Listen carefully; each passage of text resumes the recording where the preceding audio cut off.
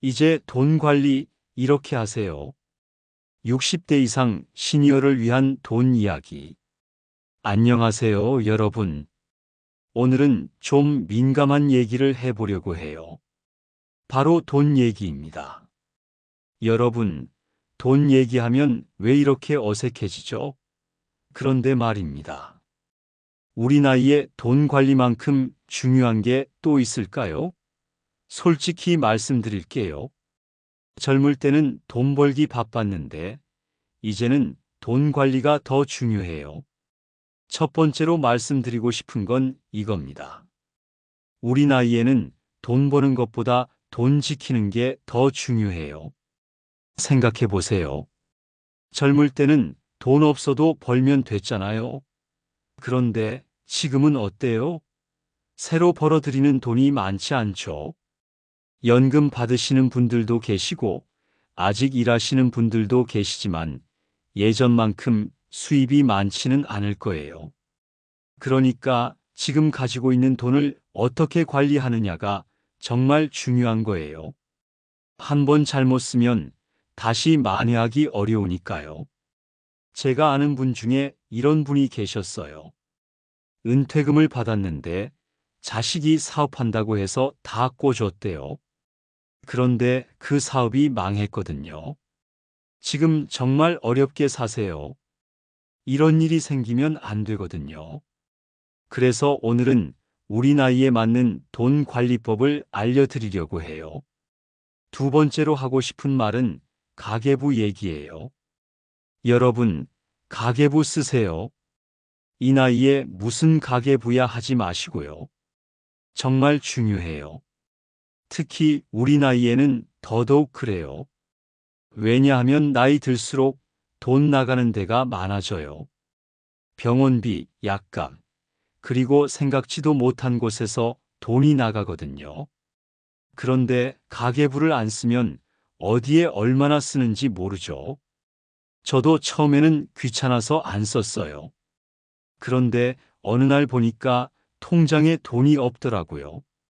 어디에 썼는지도 모르고요.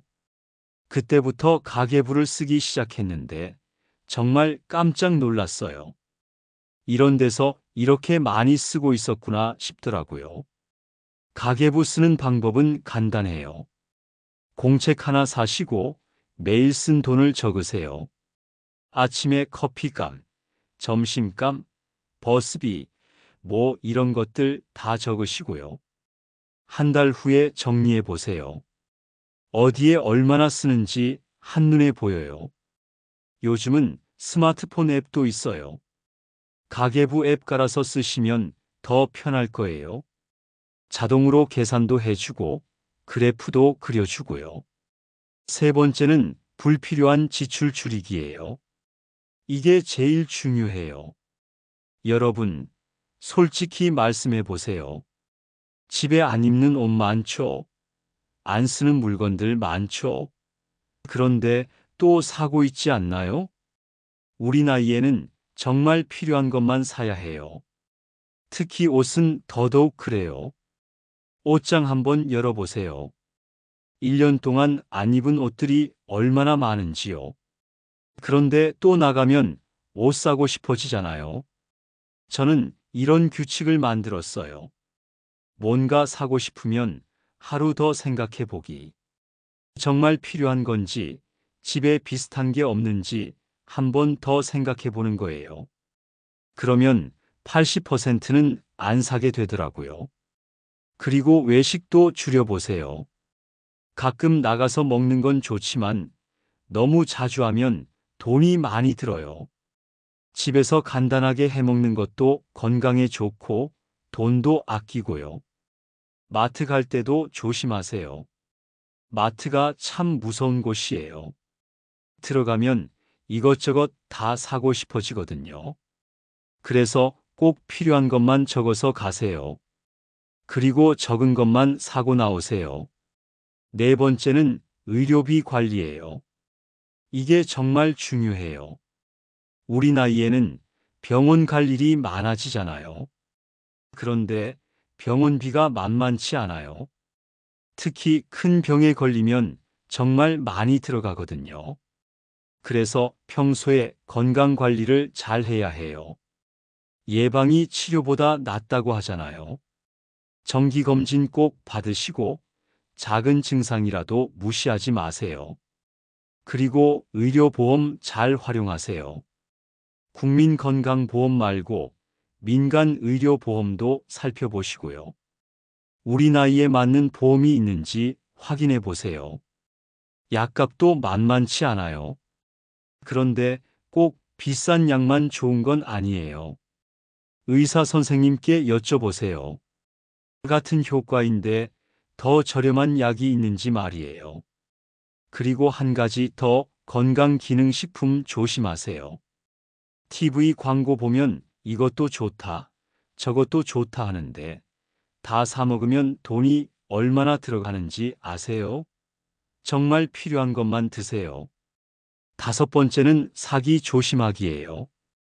요즘 우리 같은 시니어들을 노리는 사기가 정말 많아요. 전화로 보이스피싱이라고 하죠. 은행에서 전화 왔다고 하면서 계좌번호 알려달라고 하는 거. 절대 알려주면 안 돼요. 은행에서는 그런 전화 안 해요. 그리고 투자 권유도 조심하세요. 원금 보장에 고수익 이런 말 들으면 99% 사기예요. 세상에 그런 좋은 일이 어디 있어요? 문 앞에 와서 건강식품 무료 체험 이런 것도 조심하세요. 처음에는 공짜라고 하다가 나중에는 비싼 제품 사라고 하거든요. 혹시 의심스러운 전화나 방문이 있으면 자식들이나 주변 사람들에게 먼저 물어보세요. 혼자 결정하지 마시고요. 여섯 번째는 저축과 투자 얘기예요. 우리 나이에는 안전한 투자가 최고예요. 젊은 사람들은 주식이나 부동산에 투자해도 되지만 우리는 달라요. 원금 잃으면 다시 만회하기 어려우니까요. 은행 예금, 정기적금 이런 게 제일 안전해요. 이자는 적어도 원금은 보장되니까요. 그리고 국채, 지방채 같은 것도 안전해요. 만약 투자를 하시려면 전체 돈의 10-20%만 하세요. 그리고 잃어도 상관없는 돈으로만 하시고요. 생활비나 비상금은 절대 투자하면 안 돼요. 요즘 은행에서 연금보험이라는 것도 많이 권해요. 이것도 나쁘지 않아요. 매월 일정 금액을 넣으면 나중에 연금으로 받는 거거든요. 한번 알아보세요. 일곱 번째는 비상금 마련하기예요. 이게 정말 중요해요. 갑자기 돈이 필요한 일이 생길 수 있어요. 병원에 입원한다거나 집에 수리할 일이 생긴다거나 이럴 때를 대비해서 비상금을 준비해야 해요. 보통 6개월에서 1년치 생활비 정도를 비상금으로 준비하라고 해요. 한 달에 100만 원 쓰시면 600만 원에서 1200만 원 정도요. 이 비상금은 쉽게 찾을 수 있는 곳에 놓으세요. 은행 적금이나 예금이 좋아요. 투자는 절대 안 돼요. 갑자기 필요할 때 못 찾을 수 있거든요. 여덟 번째는 상속과 증여 준비예요. 미리미리 준비하셔야 해요. 나중에 자식들이 상속세 때문에 고생하지 않게 미리 준비하시는 게 좋아요. 세무사나 변호사와 상담해 보세요. 그리고 통장이나 보험 같은 것들도 정리해 놓으세요. 어디에 뭐가 있는지 자식들이 모르면 나중에 찾기 어려워요. 유언장도 써놓으시면 좋아요. 법적으로 효력이 있는 유언장을 작성해서 여러분의 뜻을 남겨놓으세요. 아홉 번째는 자식들과의 돈 문제예요. 이게 제일 어려운 문제일 수도 있어요. 자식이 돈 빌려달라고 하면 어떻게 해야 할까요? 솔직히 말씀드리면 신중하게 생각하세요. 물론 자식이 정말 어려울 때는 도와줘야죠. 그런데 한계가 있어요. 여러분 노후 자금까지 털어서 도와주면 안 돼요. 나중에 여러분이 고생하게 돼요. 그리고 빌려줄 때는 분명히 하세요. 언제까지 갚을 건지, 이자는 어떻게 할 건지.